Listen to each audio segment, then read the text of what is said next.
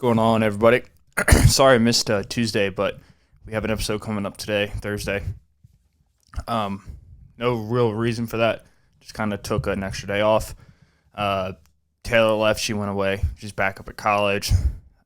So I kind of just wanted to take the day to just relax, get some stuff done. Finishing up my winter semester class. All I have to do left for that is to take the final, which is I think it's online. Obviously, the whole class is online. It's about 400 points, 600 points during the semester are from like homework and other assignments like that, and I got 543 of them. So I can get a 943, so 94.3% if I get a perfect grade. So that's awesome. So my first online class, what I was super worried about, is over pretty much.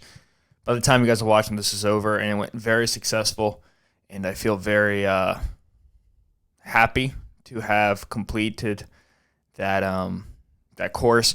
Now, I'm getting ready for another semester of school, and you ever get that feeling of knowing that the tidal wave of life is upon you, like you're about to get crushed with just stress and assignments and duties and tasks? Well, that's kind of where I am right now. So just a forewarning, this podcast may be less energy than normally, just because of that simple fact that there is a lot that is going to be going on with me. I'm going to work my ass off to get a podcast up every Tuesday and Thursday. I'm going to see what I can do. I'm gonna make sure it gets done. Didn't go up last Tuesday, but starting now, every Tuesday and Thursday, 5 p.m. on YouTube, 7:30 in the morning on audio. Just because I do want to continue. I want some stabilization in my life for these next 4 months. I want something that is scheduled, that is going to happen twice a week, Tuesday and Thursday of every week, so I can have stability in something. Because I know with all my classes starting up, I think I have 4 classes, which is one less than last semester, which is good. But I know that with classes starting up, I'm going to be very busy. I got one class, I think it's like business communications. So it's just a group assignment. So working with groups are going to be difficult for me. I tend not to be the best participant within a group. I tend to,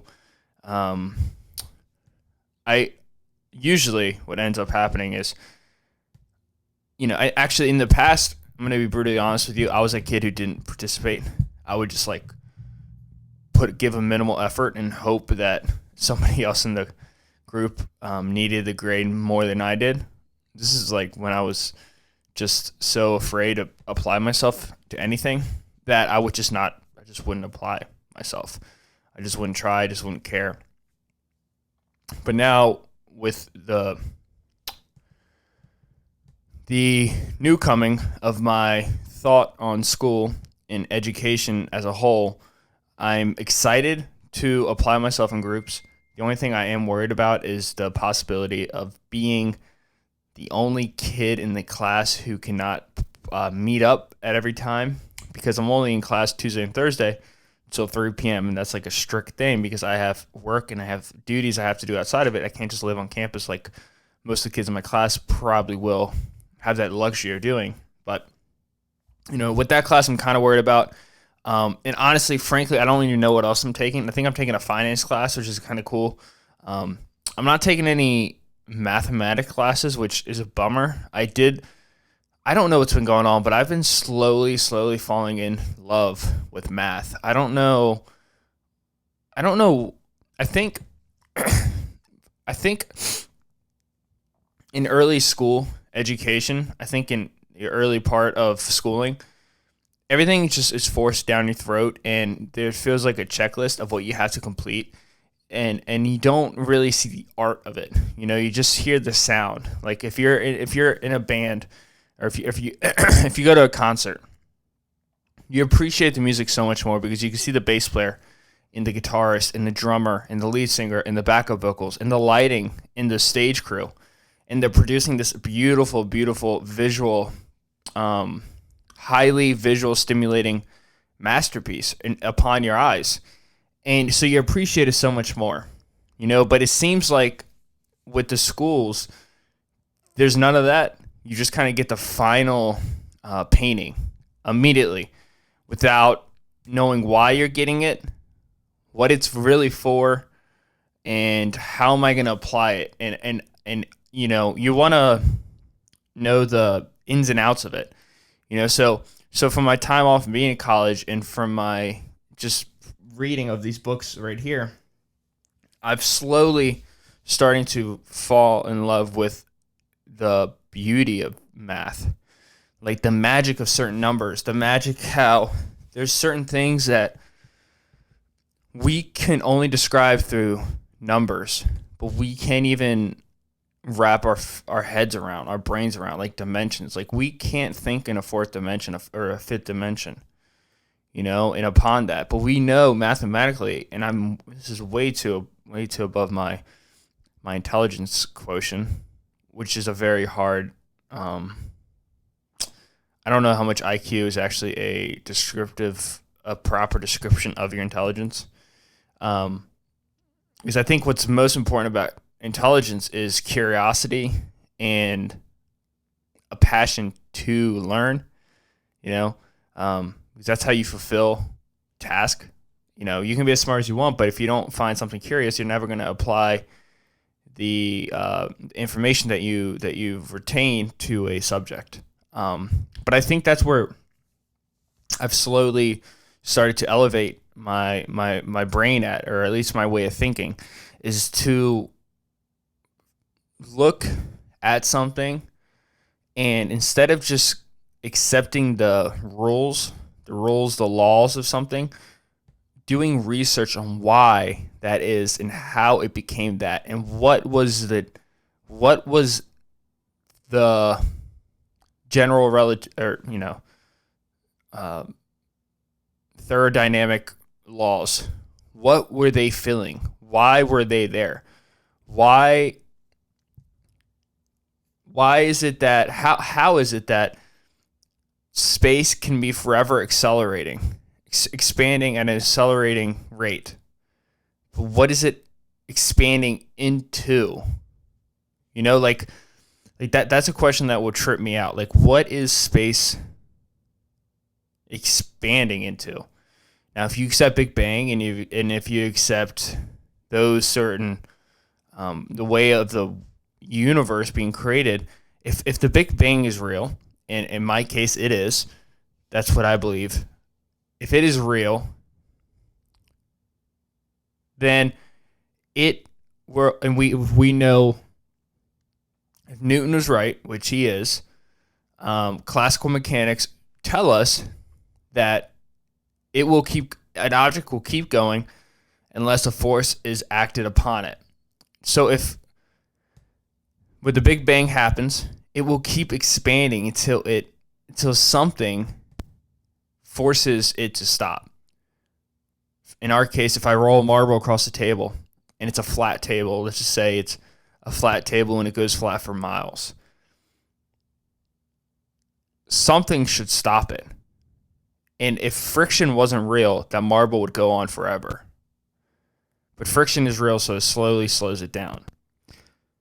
But in the case of space, what is slowing it down? Is gravity slowing it down? Is black holes the cause of a decelerating universe? Are black holes, instead of them just being this power of an energy source that's just sucking up anything in its way, is it also forcing, like shooting a spider web from Spider-Man into the edges of the cosmos, if you could think about it that way, and just retracting it? So the reason, so long story short, I think one of the main reasons why I've taken a liking to mathematics is it allows me to have an understanding on a specific subject without being able to create an image or a comfort space in my brain And the only reason why I can understand it is because I know the numbers make sense and they add up, and I think there's so many like beautiful things about that. Like the most beautiful art in the world, painting, drawings, whatever, photography, whatever it is. It's beautiful because it provokes so many emotions, and it's such a diverse group of emotions. It's not just beauty. The Mona Lisa isn't just beauty. The screaming man at night isn't just fear or panic or anxiety. It's a combination of all of them. And I think that's what's so amazing about certain equations and certain mathematical results and certain just quantum theories about the world is that they provoke so many different pathways or different starting lines to progress a whole world of concepts, and I think that is so important to accept, to find that and embrace the shit out of it and love how amazing that is. We're such a finite species. We're very sensitive. When it comes to longevity, we are a very sensitive species. If a meteorite hits Earth and it blows up, it will disintegrate billions of people because we need clean water to survive. Because the bacteria in dirty water is stronger than us and it will kill us. And we could develop anti-vaccines, but it will eventually, the bacteria will keep working its way around the anti-vaccinations and then develop into a fucking monster and then kill us. Meteorite will kill our water. It will kill our food sources. We won't eat each other. A lot of people won't do that. If all of our food sources ended, we would die of starvation. But if the same meteorite hit, which it has before, depending on what you believe, it has. We have. I talked about in my last podcast. There's plenty of evidence has shown that meteorites have caused mass extinctions. But if that same meteorite hits, the very next year or days from that impact, cockroaches will be thriving very well. Because the way of life, their niche, is so diverse. We as humans, we're always so intrigued by niches,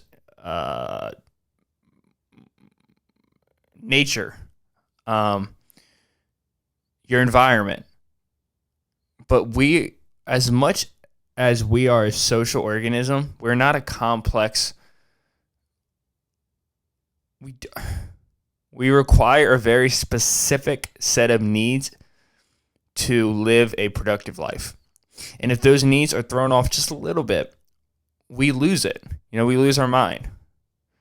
What am I saying here? But I'm saying that the beauty in life is so extraordinary. And the questions that are unanswered, that may never be answered, is what I believe makes life so much more exciting and interesting and something to live for.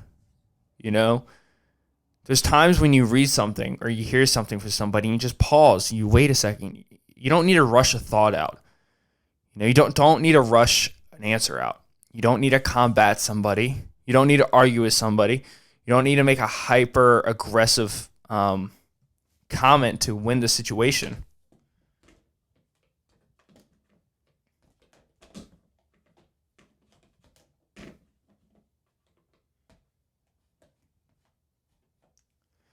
No, but instead you need to look for a middle ground of understanding and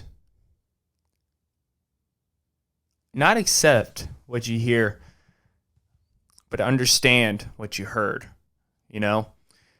And I think we're so impatient today. We're so impulsive. We're so aggressive. We try to win every conversation we have. And I've been guilty of this more than you probably have if you're listening to this. I've always been considered a person, as people would always say I was argumentative, or I would be a great lawyer, or you sure do like debating, or you like winning in a conversation. And for so long, I disagree with that. But then I realized, no, I think I do. But I think what you guys are seeing is not because I want to win, but it's a cry out for you to tell me how ignorant I am, right? I'm covering up my lack of intelligence. I desperately want to be able to have an intellectual debate with somebody, but I just didn't have the knowledge, because I was so quick to attack an opposing viewpoint, and I think it's very important for us as a species and for us as humans, especially at the world that we live in right now, where everything is just a ticking time bomb. It seems like if you put out a anti this, anti that, pro this, if you back this person, if you agree with that person, if you retweet this person, your whole career is just blown up, and it's gotten to the point where we have to live in a world where if you apologize, you fucked up. You have to refuse to apologize. You have to, you almost have to keep going in. We saw the thing with Ricky Gervais. He called out Hollywood. He called out a lot of people. And I think he was brilliant with it. I think he was hilarious. I think he was smart with it. I think he did a great job with it. And what was so intriguing about it is it wasn't huge news. It made headlines, it made CNN, it made Fox, and it was on Twitter, and whatever. There's a few people retweeting it here, but it didn't make the same rumbling effects that J.K. Rowling did when she agreed with that person who basically just stated that there is two sexes. There's a male and a female, and if you want to be a male, if you're a male and you want to claim that you're a female, that's fine, but just know that there's a male and a female, and you are a male. Biologically, you're a male. She puts that out. J.K. Rowling says, I stand with her. I agree with what she says. Everybody loses their fucking mind about what, and that's what I'm trying to get at, is this impulsiveness of this world that we just kind of accept, and I have a few theories on that. I think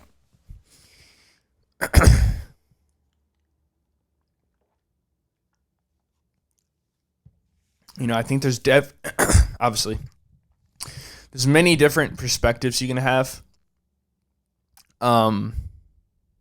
There's many different perspectives you can have. I had family over the past week, I think it was, this past weekend, and we're talking to them, and they're from, I guess, not slower part of the world, but from Utah. I guess it's not a slow part because you have California, but I guess I just feel like where I live, it's just constantly chaos. It's less in Manhattan, but at least in Manhattan, it's an expected chaos. Here you have D.C., Baltimore, and Annapolis all within radius, within 35, 45 minutes away from each other. You have Baltimore, which is just heroin infested with just drugs and crime out of the ass. You have Annapolis, which is where a retired middle-class white family would go to be honest, and sail a sailboat without a care in the world. Then you have DC, which is a secretive and corrupt, and it's just almost like a repulsive city to go to. It's so weird. I don't know if you've been to the National Mall, but if you go to the National Mall, next time you go there, just look around how open the sky is. You can see everything. There's not many cities where you see just open sky everywhere, and you're like, wait, this is supposed to be the most secretive. This is the most secretive and top protected city in the entire world, but yet there's sky everywhere. You can see everything all the time. You're being watched wherever you go. Maybe I'm just paranoid, but they were here this past weekend visiting, and we were having a conversation, and I think I don't know. I'm not when a lot of people get together and talk, I kind of try to stay quiet. Um, I love just listening to people talk to each other. I think that's where I elevate. I think that's where I have a talent for, is just listening to people chat to each other. Not it's something I've had to work on, but not interrupting them with the conversation or with input. But I forget what we were talking about. We're talking about phones, and they're a little bit older than me, not too much older than me. I would say 40s, maybe late 30s. But we were having conversations about phones and the use of social media and the use of Instagram specifically. And I was like, isn't it so insane that I was talking to them, because I think I read it in Behave. I was explaining to them that cell phones, and I'm saying this as I have my phone like on right next to me, which I'm aware of it. Like, I understand I could be a hypocrite about it, but I think it's very fascinating. And I have a question for you guys. Let me write this down real quick.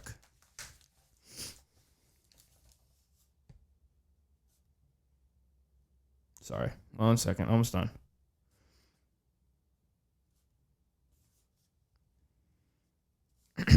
Leading to addiction rises. Yeah, so I was telling like the biology, once again, not a scientist, just what I've read, what I regurgitate. The biology of a phone going off, of a light coming on, a sound, seeing a sound or hearing a sound. And the first part is what I read. The second part is kind of what I hypothesized. That every time your phone vibrates, every time your phone turns the light on, every time you feel it in your pocket or whatever, or you have a conscious thought about where it is, you're wondering where it is, there's things that happen in your brain where dopamine is fired. And depending on when dopamine is fired in your brain, during what task you're doing, there's a level of excitement, and then boom, your brain says, that's good, I want that. So that's what the brain does. That's what the phones do. They give you that. You see the light, the dopamine fires in your brain, and you're like, oh, I want that. And it keeps going. It keeps going, and it's repeated, and it's repeated, and it's repeated all the time, all day long. And it's not just a visual thing. That's what's crazy about phones, man. That's what's insane about phones.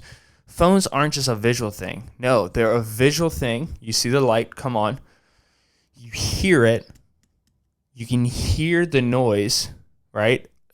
The sound of it ringing. And then on top of that, you can feel it when it vibrates. You're firing 3 sensories at once when you get a phone call and you have vibration on plus sound. There's 3 senses just going crazy. Now, if you're in class and that happens, you're not paying attention anymore, because you're in overdrive. Your brain is overly stimulated. And that happens. That's fine for once, twice. But then you become numb to it and you become an addict to it. It becomes, to reach that level of comfort and excitement, you need to repeat it all the time. And lucky for you, it happens without you having to do anything. If you have your phone on you, it will happen. You will have those dopamine rushes all day, every day, hundreds of times a day. Now, the chemistry in our brain that is developing when we see our phone go off, when you hear our phone go off, is the same reason why a lot of addicts become addicts, or same reason why a lot of cigarette smokers continue smoking cigarettes, because it's a release of dopamine. And then it becomes hooked, and that becomes not, I guess, your safe space, or it becomes a comfort level. And so you see people picking up the phone all the time, the same way that people would pick up cigarettes when they got bored. It's just constantly picking up, smoking. I'm stressed, I smoke. I'm stressed, I pick up my phone. I'm thinking, I smoke. I'm thinking, I'm on my phone. And then people read on their phone. So it's really interesting when you look at the connections of the neurochemistry of it and the releases of certain chemicals. And that and my all that I kind of read, paraphrased a little bit, but my theory is that this specifically with sounds, when you hear certain ringtones, because a lot of people have different ringtones for different things. You have a ringtone for your mom, for your dad. It's not as popular as it used to be, but I have this weird theory, and this probably won't hold any water. It's already falling apart in my brain, but I'm going to express it anyways.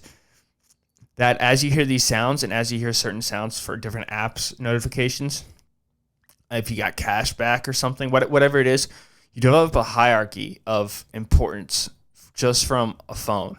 If you hear the sound of your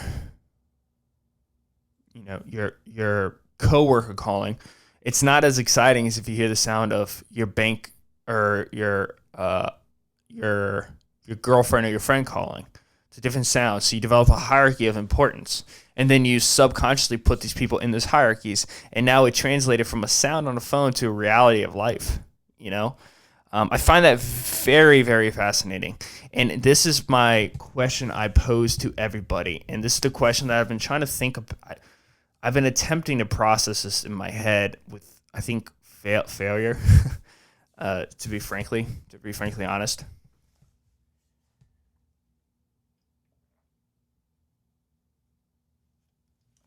I'm drinking so much liquid today. It's insane. I feel like my stomach's pressing against my head.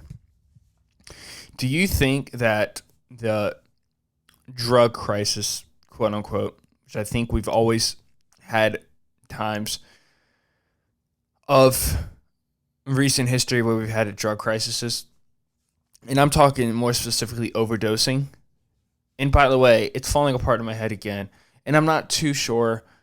I hope people don't get overly sensitive to this, but this is just a random thought that popped in my head. So I find that I'm going to share it on my platform, which is mine, and I think I'm gonna say it without keep on. I'm not gonna keep warning you.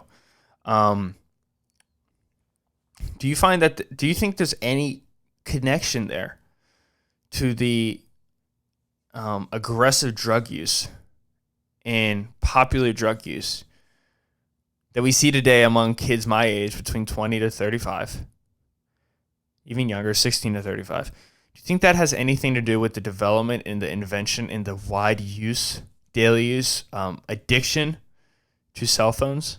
Do you think that translates? Do you think the same way that when we went to kids, they said weed was a gateway drug?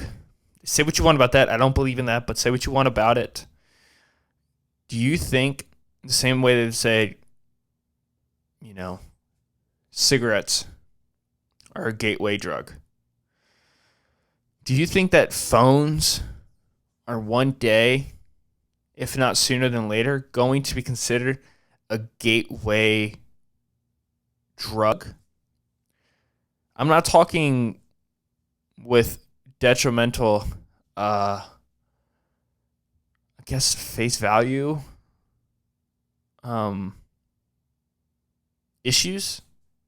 I think what I mean by that is, like, you shoot heroin in your arm, you're probably gonna die. If you overdose, you're gonna die. A phone isn't gonna directly kill you, but it's gonna eliminate a lot of emotional connections that you can have with somebody if you use it at times where you shouldn't be using it. And if you do that for an extended amount of time, you can develop a different character, a different personality. What I'm saying is that, do you think that constant need to be stimulated all the time, if you don't have that, and it gets to the point where you're overly stimulated and it just doesn't have the same effect anymore? Same reason why a lot of drug users elevate the drug seriousness or the intense. They will look for a drug that intensifies a high. It makes it even more aggressive to reach that same level of, oh, this feels good. Do you think that phones have already started to infiltrate our society that way? And if not, do you think it will? And I don't have a complete answer for it, but the reason why I even thought about it is because I thought about all the people I know who use their phones, including me. And it has, it has. And I don't want to admit it because I don't want to feel weak, but the truth of the matter is it has. Phones do fire the same chemicals in your brain that addiction patterns fire. It's hardwiring your brain for that. And if you get to a place where phones just can't fill that need anymore, you're going to look around you for something that can fill that need. And if that need is found in its drugs,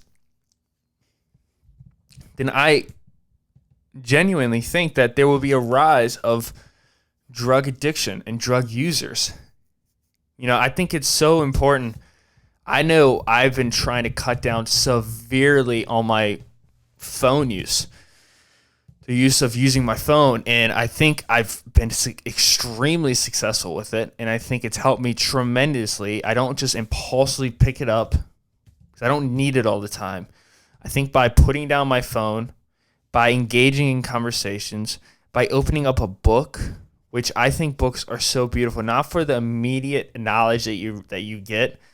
And I'm going to go back on what I said a little bit because life is about growth, and I've slowly started to realize this over the last 2 months. You can see my books here. Nonfiction, nonfiction, nonfiction, nonfiction, nonfiction, nonfiction, nonfiction, nonfiction, nonfiction, nonfiction, nonfiction, nonfiction, fiction. I have one fiction book here, The Catch on the Rye. And you can see up here, I have, and you can't see it, but I have nonfiction, fiction, but it's Permanent Record by Edward Snowden. So it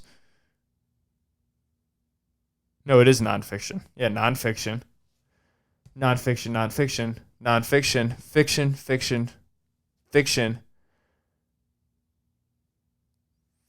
fiction. So what am I alluding to? I think I've always been a big proponent of science books and biology books and books about philosophy and thinking, expanding your thoughts, because I never wanted to be trapped in a thought box, and I think a thought bubble. And I think over the past 3 years, I've really been able to escape from that corrupt mindset of being one-way thinking. I think I've been able to escape that horrific way of life. And I've been able to step outside of it because I was questioning so many things, and I was finding answers, and I realized I couldn't find the answers to everything. And then in that confusion of not being able to find answers, I found extreme comfort. I found extreme levels of comfort knowing that I won't ever know everything. That is so beautiful to me. That allows life to be adventurous.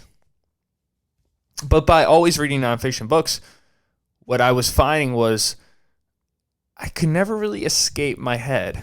I was always questioning things. I was always asking why. I was always looking for solutions. And it put me in a mind state of no escape. There was less mindfulness. There was less. Same way if you work out with weights, you need to take a day off for your muscles to redevelop and to put on size. And I didn't think of it this way until just now.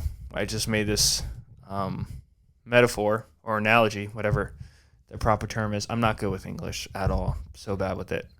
My English is not well. My English is not good. It's not well. It's not highly developed, and I don't think it ever will be.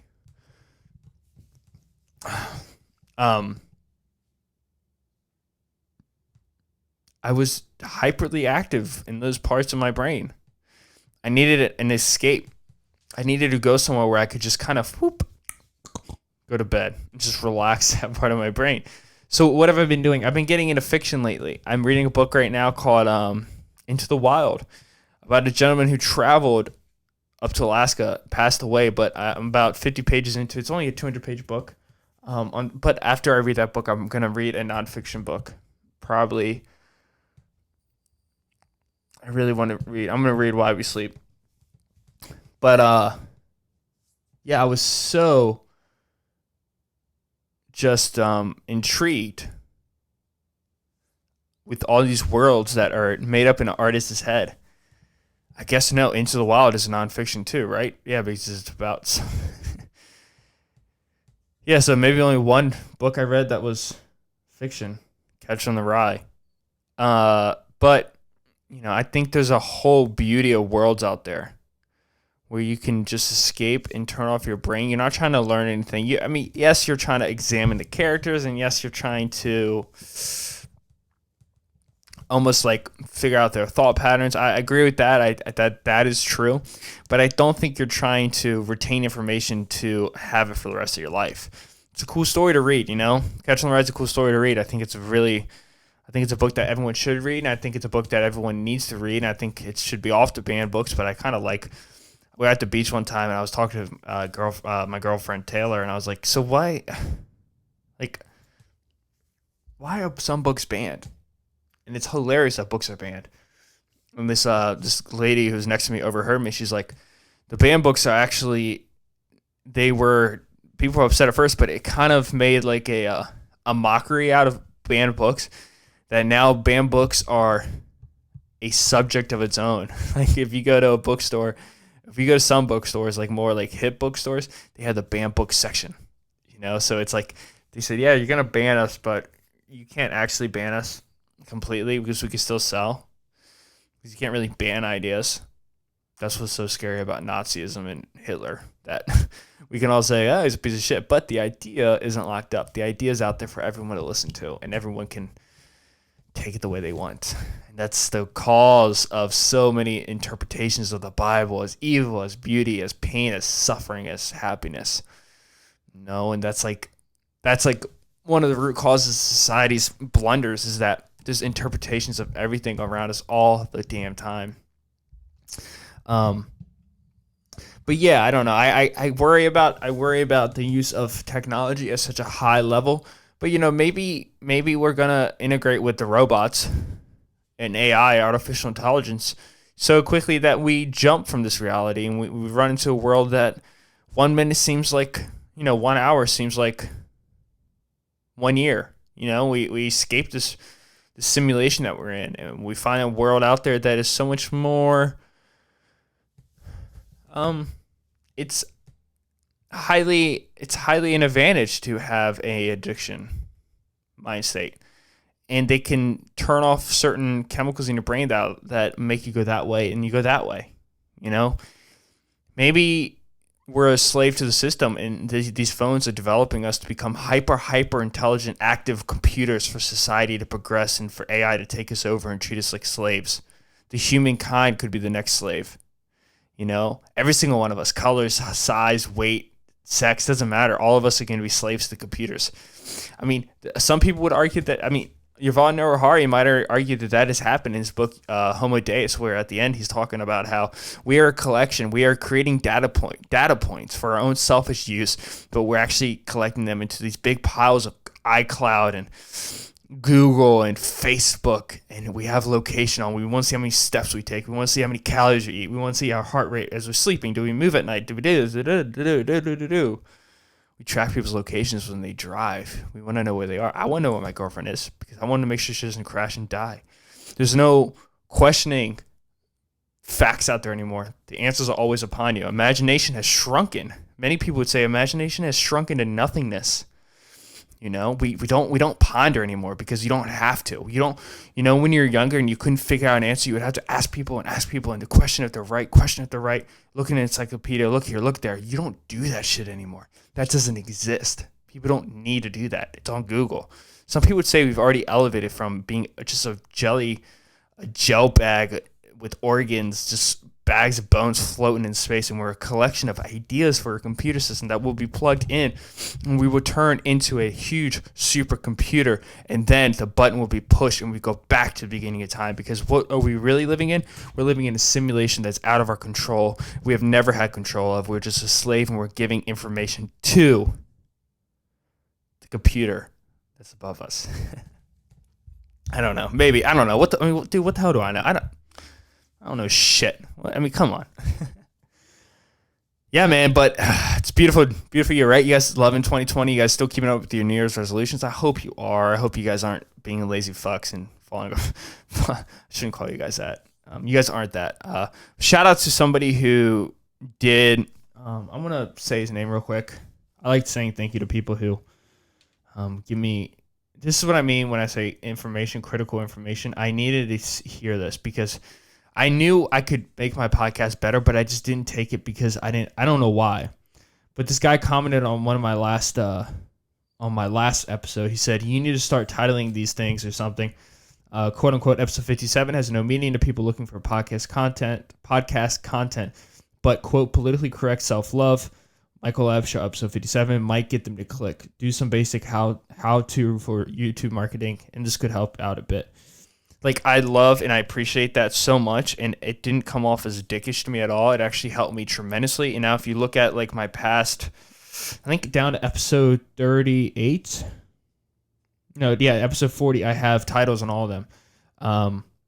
So I'm going to title all my videos from here on out, and I think this one's going to be like why our phones leading to a increase of drug overdoses or some shit like that. But thank you so much to, damn it, I didn't get his name. Cody Schaefer, you helped me out a lot, brother. I appreciate it. Thank you so much for giving me valuable information that I know will help me, and I just didn't do it. But you did, and I appreciate that tremendously, man. And yeah, I think this is your page, Cody Schaefer _design on Instagram. Check them out. Their shit is amazing. I think they work with they work with Coffee with Demons, which is a podcast. It's a really good podcast. I've heard it many times, and I highly recommend it. It's just on YouTube or whatever, but or any of your audio platforms. But that's the end of this episode, guys. I hope you liked this one. I know this one was a little bit more out there, a little bit more deeper, I guess, when it comes to like educational, not even educationally, because I don't think it's educational because I'm not an educator.